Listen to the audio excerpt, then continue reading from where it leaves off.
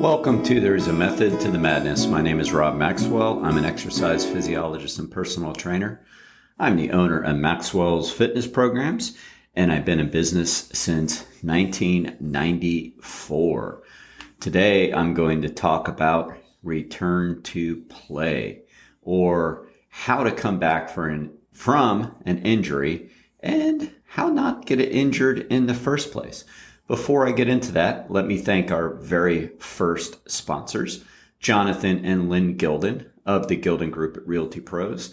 They handle both residential and commercial properties. And if you're keeping score at home, Realty Pros is actually number one in Volusia County, which means they're doing a lot of things right. They can be reached at thegildengroup.com. All right, so return to play, or how to come back from an injury. When I taught sports medicine at the college level, I went over the guidelines of how to return to play for athletes, for elite athletes and non-elite athletes.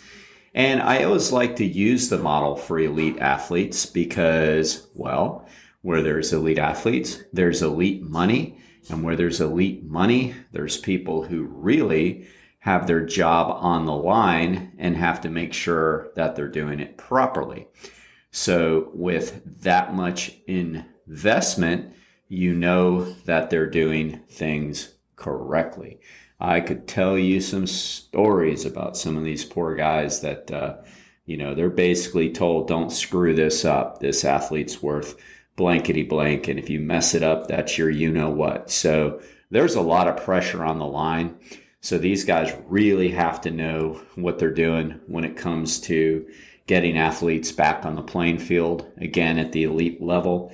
And this includes the physicians, too, who are under extreme pressure to make sure that they get it right. So it's the whole sports medicine team, from the physicians, to the sports psychologists, to the strength and conditioning coaches, to the athletic trainers, to the massage therapists, to chiropractors, to the acupuncturists. So the whole crew is responsible for making sure that this person, and the physical therapist, to make sure that they get back out on the field. And there is a ton of pressure involved. So I like to use that model because we know that that's where there has been the most thought and emphasis, right? I mean, it's just a reality. So where there's the most money, there's going to be the most talent most of the time.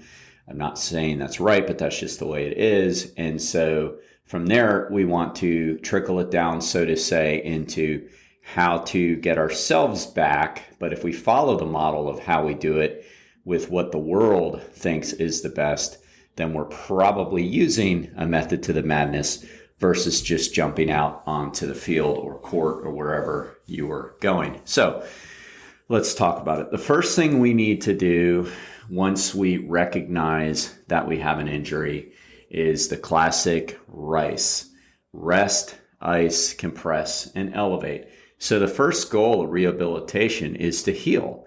The first goal is to literally let everything calm down. Anything we're doing to get in the way of that is simply prolonging our healing. So once we know that we're injured, something that goes beyond normal soreness because it's not really going away, or it's causing a change in our gait patterns, a way we throw, whatever. So I can give an example from just last night. I was watching the Tampa Bay Rays play baseball. That's the team I really like to follow. And Shane McClanahan was pitching, and he is the elite pitcher, probably the best, if not one of the best pitchers in Major League Baseball. And his velocity was down in the early parts of the game. And, obviously the naked eye can't tell that, but the radar was showing that it wasn't where it normally was. He really wasn't showing any dip in his mechanics from what I could tell. But the athletic trainer and manager walk out to the mound and have a discussion with him because they noticed something, and he wasn't very happy, but they asked him to leave the game. So they noticed something early. And that takes an elite eye and metrics to figure out because, again, they had the radar gun. They knew that he was missing his locations, missing his velocities. So they knew, even though we couldn't really see it. And they did the wise thing. They said, even though he was clearly cussing under his mitt as he talks into his mitt, I'm assuming he was using some 4-letter words because he did not look happy. And that's great. That's a competitor. That's what you want. You don't want him to just leave the game like, oh, I don't care. So you want that. But then the professionals have to do their job to recognize it. And I salute the Rays for noticing it early because maybe it's just a little bit of undue soreness. Maybe he was a little sore from his last outing or something from a couple days ago. Who knows? But they're recognizing it early so it doesn't become an injury. So that's really important to recognize things very early and be able to differentiate what is an injury and what is normal soreness. And a lot of that is just experience and knowing our bodies and that kind of thing, and also asking for some guidance on that. So once we notice it is more than soreness, we want to, again, rest. So we use the acronym REST, ICE, Compress, Elevate. So RICE, when it comes to something like a soft tissue injury, which is going to be muscular or tendon related. So that's going to be more soft tissue, although tendon is kind of in between the muscle and the bone as far as density goes. For the most part, we still call it soft tissue, although muscle is mostly soft tissue. In the case of muscle strains, that's usually a 2-week injury from the onset of it to where you can get back to your activity. So it's not very long. Tendons is typically a month, and then the more severe injuries such as ligaments are going to take a lot longer, and it just depends on the severity, and I could do a whole podcast on that. Now, if it is a ligament injury of sorts, that is a lot more serious and time consuming, but instead of RICE, we use the acronym PRICE. We put the P in the beginning of it, and that stands for protect. So it's protect, rest, ice, compress, elevate. So in other words, you may need crutches, or you may need some sort of a sleeve, something to hold the injury in place because you want to protect it from moving. That's what the P means, okay? So the first stage is get out of pain and get rid of inflammation. And there's a lot of different things people can do during that time, active recovery type stuff, modalities such as e-stim and ultrasound and those good things. That's would be our goal though. So that is the first step to return to play, and it's different for everybody, but we do have some guidelines. The next thing we want to work on with an injury is range of motion. So now once it's pain-free, say, oh, that's good. It's not hurting anymore. I'm not limping. I'm not feeling any pain, discomfort. You're going to feel a little soreness. So that's where you have to be kind of smart. And the last part of this, I'm going to talk about the psychological component, which is huge. But you do have to kind of have a good idea of if it's really out of pain or not. And, normally people with guidance can figure that out. But anyway, the next step is range of motion. You want to start doing some range of motion. Now, that's not always stretching. I worked with my sponsor, actually, our first sponsor, Jonathan Gilden, with the knee injury. And, he was always told, you got to stretch it, you got to stretch it. And it's like, well, it depends on the injury. So, it depends. If you are dealing with some tendon type injuries, like in the back of your knee, then stretching is not a good idea because you are actually pulling on those tendons and not allowing them to heal. So it depends. Stretching can be a part of range of motion, but it's not always a part of range of motion. Range of motion is range of motion.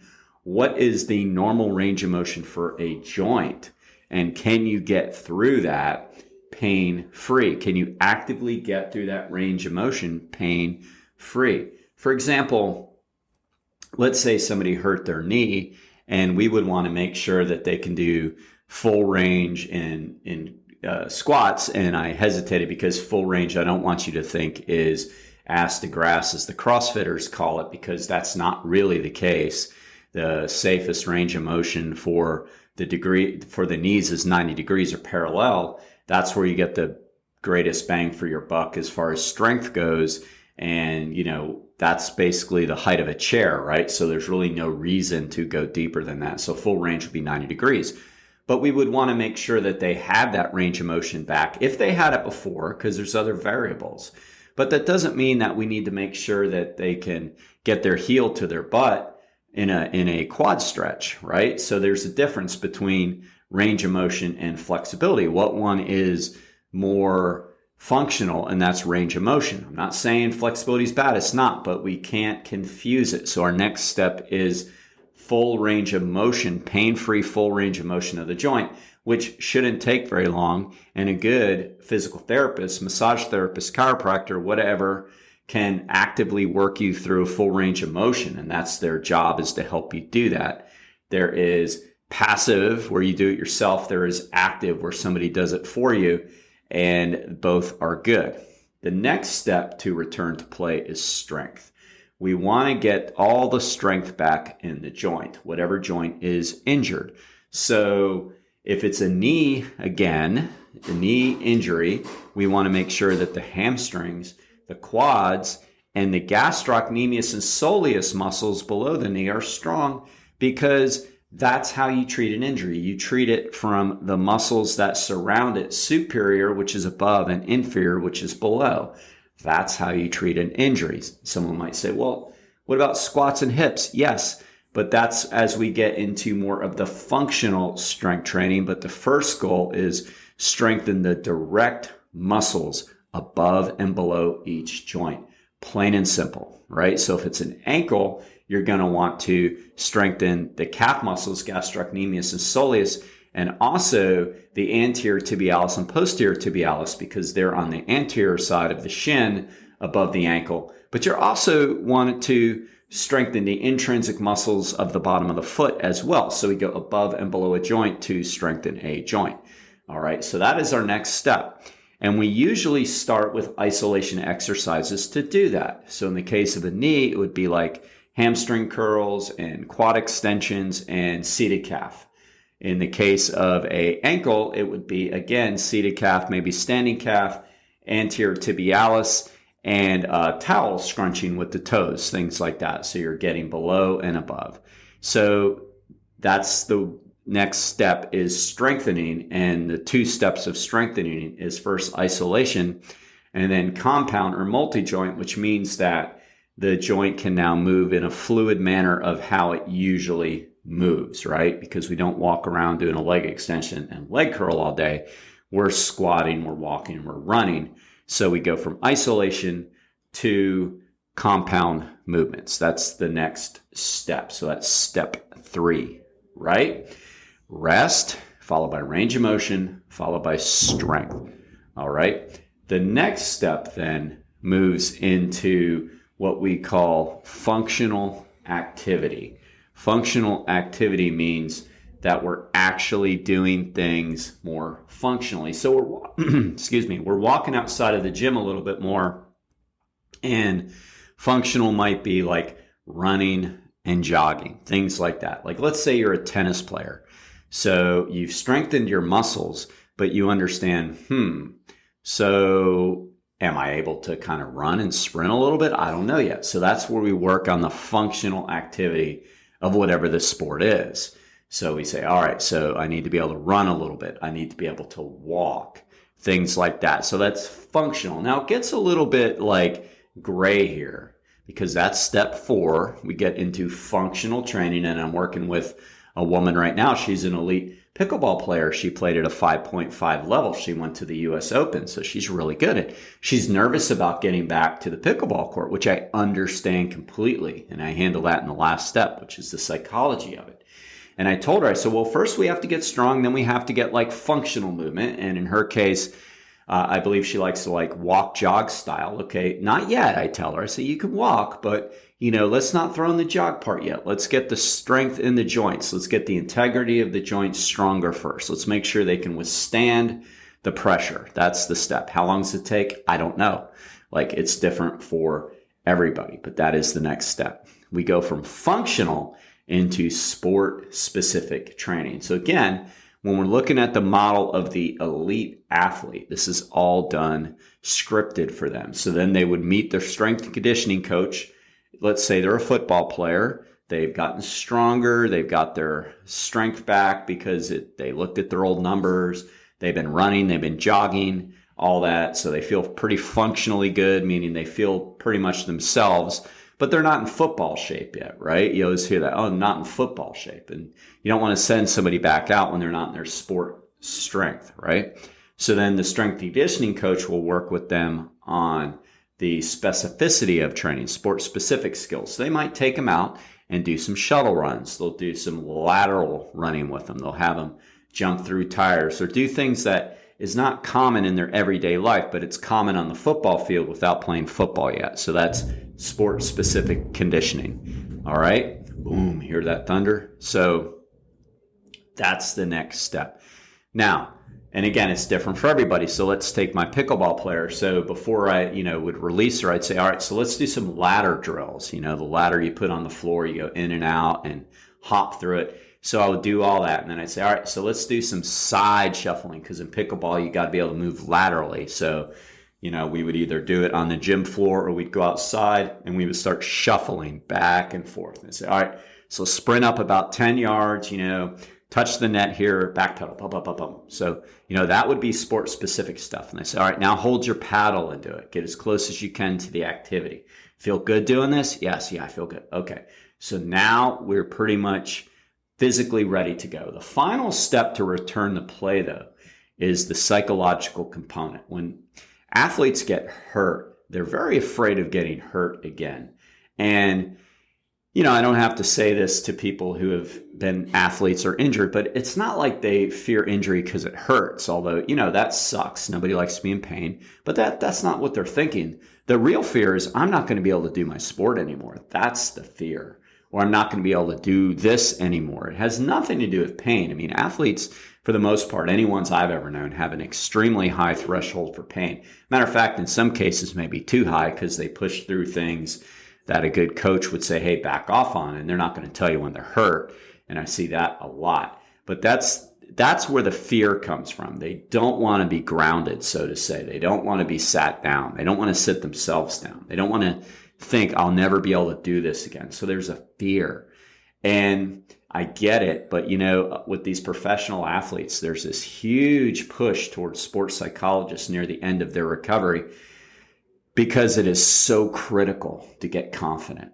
Because, there's the old bias towards looking for information we want to be true, or don't want to be true, but we're afraid it's going to be true. So sometimes when people are really better, and I know they're better, they'll say, oh, I kind of feel this, or, I don't know, I felt good, but then, I went to take this step. And so really what that is it's kind of like their brain messing with them a little bit, like because their brain is afraid. So it's kind of giving them this information that they're not ready. And see, we want to get people out of that mindset because fear of the injury could actually bring about the injury, So like I used to use this example with my students where I don't know if you've seen like the downhill mountain bike racer people where they literally go down like mountains at super high, crazy speeds.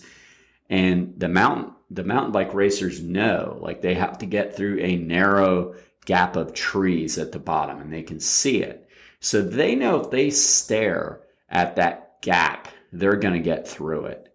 But if they stare at the tree, they're going to hit the tree, right? So they stay so focused on where they have to go, not where they don't want to go. And it's very important to get athletes to think that. Focus on the health and recovery, trust the system and say, I'm better, I'm mechanically strong. There's no reason why this should happen again. Things like, okay, that was a freak accident. What's the chance of that happening again? You have to remain very optimistic like that. And you can't be hyper vigilant on every little ache and pain you feel, or that is going to keep you from getting back to where you want to go. And a big part of injury comes from fear of injury. For example, a lot of people don't go to the gym because they're afraid they're going to get hurt. And then they get hurt because they have atrophied muscles, which means weak joints. And none of that had to happen if they went to the gym. So it's kind of like the self-fulfilling prophecy. And I get it. And we can prevent that by simply not hiring unqualified trainers or gym professionals that are going to have us do dumb things that are outside of what we really need to be doing. You know, if you're trying to strengthen your entire body, why are you doing kettlebell swings? I mean, because you saw it on social media and it looks cool. I mean, you know, that's ridiculous. We shouldn't be doing things like that aren't necessarily good for us. So that is in our control. We can simply hire the right professional to make sure that we're doing the right exercises. And I'm not trying to make it sound like it's this mysterious elite way to find it, because if you just find anybody qualified who's basically got a degree in health and fitness and then is certified through one of the 4 accredited agencies, they're not going to be having you do kettlebell swings, I promise you. They're going to be having you do a low back machine for your lower back, or they're going to have you do prone cobras on the floor for your lower back, or they're going to have you do Romanian deadlifts for your lower back. They're going to have you do something sensible for your lower back and hamstring. So that doesn't have to happen. All right, but back to the task at hand. We have to understand that once we've gone through this return to play status, we have to get our head right. We can't fear the injury. We be smart, right? Whatever got us there before, if it wasn't a freak accident, we don't repeat it. And we make sure we do our proper warm-ups. We do all that good stuff, right?